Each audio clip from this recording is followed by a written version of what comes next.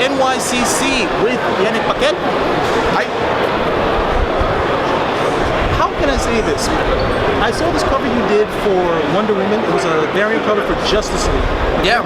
And how much of, when I looked at it, it reminded me of Greek. It reminded me a lot of the Greek artists that I've seen, that type of design. How much Greek influence is in your art right now when it comes to dealing with Wonder Woman, especially since you're doing so much of Wonder Woman right now? Yeah, well, the cover you're referring to is the first, is GL #1, but Yeah. it's the first of a series of eight cover, each of them featuring a different GLE member, and they're all connecting. So after that, there's Superman, and behind Superman there's a big American flag, and then there's Batman, and there's a big like gothic statue of a broken church, because it's happening in a city. And so for one moment I went and I just dropped a like a Greek column, because I wanted to have one character and something that does symbolize a little bit who they are, and so it was part of that concept in that case. But yeah, I don't know. Even in Wonder Woman Earth 1, there is a Greek influence because she's coming from that rich culture, but because what we're doing is that the girls have been on the island for 3,000 years, so that initial Greek culture has evolved into some sci-fi sort of utopian world. So this is when I draw Wonder Woman 1. It's not quite Greek, but you can see the DNA of the Greek architecture. Are you have any natural attraction to the character of Wonder Woman, or were you just brought on to the book? Well, I don't know. My first monthly book for DC was Wonder Woman. I'm talking back in '95. Yeah. And I was working with Eric Lu just after John Byrne run, and that was my first monthly, and I was just trying to survive. I was drawing pages, trying to make my deadline, learning stuff along the way, and that was a tough time, honestly. And as I look back to those pages, I'm like, yeah, well, I was just trying to Good stuff. well, you know, there is room for improvement, but I was learning, and I've learned a lot doing those Wonder Woman books. So after all these years, now that I know what I'm doing, when they offered me to work on Wonder Woman Earth 1 with Grant on a prestige book with a huge deadline, it felt like, oh, this is the moment for me to go back to the saddle and redeem myself from my childhood, you know, crazy Wonder Woman that I'd done, not knowing what I was really doing. So in that sense, it is kind of personal in a way. But beyond that, I mean, I don't know. I just the fate just made her cross my path twice at this point. So who knows? It's interesting you say that about deadlines. I noticed that you normally keep yours, so you don't have. I have never seen you have too many of an issue with it. But since you had a rolling deadline for Earth 1, how much does that affect the artwork? Because you see these really lush landscapes. Yeah. The splash pages are marvelous to look at. But how does that work for you as an artist when you have that flexibility, that relaxation when it comes to time? Yeah, honestly, I made a personal test with Wonder Woman Earth 1. I thought, well, is it possible to make a living in comic while having a normal life? That was my assumption. So I figured I'm gonna have a normal family life. I'm gonna travel if I can, and I'm gonna do my work at the same, because there was no deadline. In fact, it was that when it's done, and we're gonna publish it. So every chance I had to go to a convention in Argentina, I would go. But what it does is that you start and you stop and you start again and you stop and you stop, and every time you start going back to the pages and starting again, it takes a while to get the train going to a proper speed. So it kind of took a lot more time than it should have for the same result. I mean, I was overkilling some of those backgrounds, but if I was working in a much more consistent fashion, things would be looking the same, but in a lot less, you know, it took me 2 years and a half. We're doing 2 more volumes of that thing, and I've planned a schedule in which I'm going to do them a lot faster. So we'll see. I mean, if things goes well, we'll have it somewhere within a year, in a few months maybe. But yeah, too much time is like not enough time.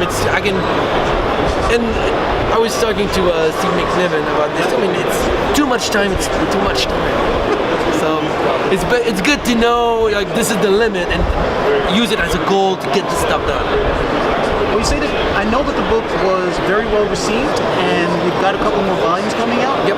What can we expect to see? And I know you said too much time, but what do you want to retain in terms of what you delineated Diana as from Earth 1, the very first volume? And what do you want to try to bring over to that second volume? Well, it's the same world, so we're keeping stuff in the same fashion. I'm going to try to structure my panel a little bit more. I mean, because the format of Earth 1, it's an art cover with a huge spine, right? And so a lot of the stuff, I mean, as you look at it, on iPad you don't have that problem because it's just the full thing. But on the comic itself, sometimes I went into crazy structure that, because of that huge spine canyon in the middle, some of my graphic choices were not efficient, and a lot of stuff got stuck into that canyon there. In the second volume, I'm making sure there's a lot more white.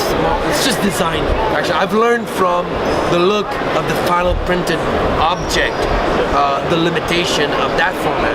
So I'm applying it to my next volume, and also I'm going a lot more Art Nouveau on the panel borders for the ladies, and there's a bunch of Nazi soldier like SS dudes coming, and so I'm using a lot of iconography of the Reich to create crazy dark black and white evil panels. So we'll see.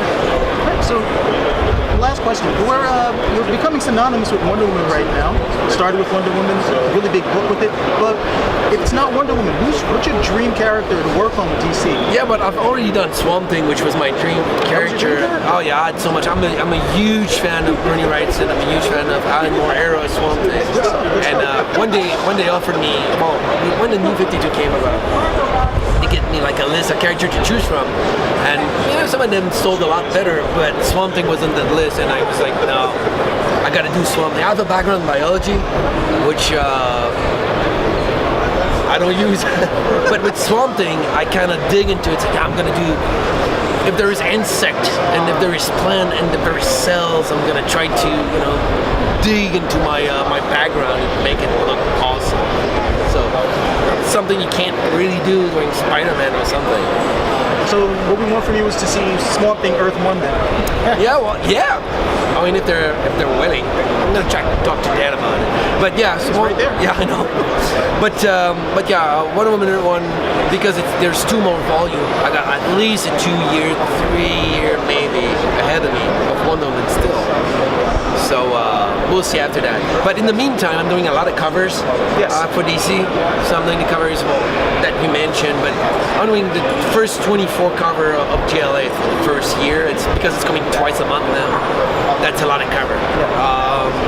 And I'm doing the covers for Birds of Prey, which is my, I really enjoy doing those. So these are the regular covers, so once a month. And whenever I have the time, I do special project.